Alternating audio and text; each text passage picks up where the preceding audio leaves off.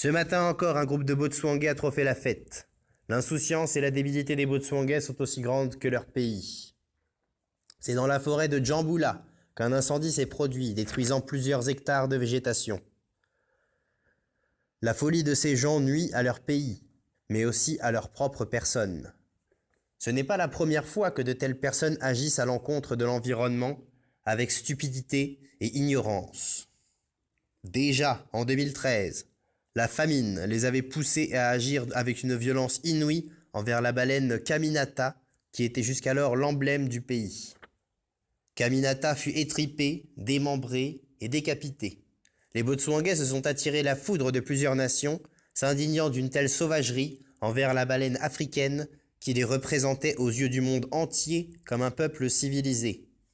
Le groupe musical Magic System avait même écrit une chanson en hommage à la baleine disparue. En voici quelques extraits où, je crois, nous assistons à une sorte de barbecue national plutôt barbare. Il est important de noter que cet emportement les mena à inventer le fameux hamburger Caminata, une sorte de filet aux fish made in Botswana. Après avoir vu des actes aussi criminels, violents, désastreux, agressifs, inconcevables, irrespectueux et monstrueux de la part des Botswangai, on ne peut que se poser cette question. Si les Botswangai sont réellement des êtres humains, l'être humain est-il un monstre ou le monstre un être humain? Ce comportement causera-t-il notre perte? Est-il trop tard pour agir différemment? Non, il n'est pas trop tard.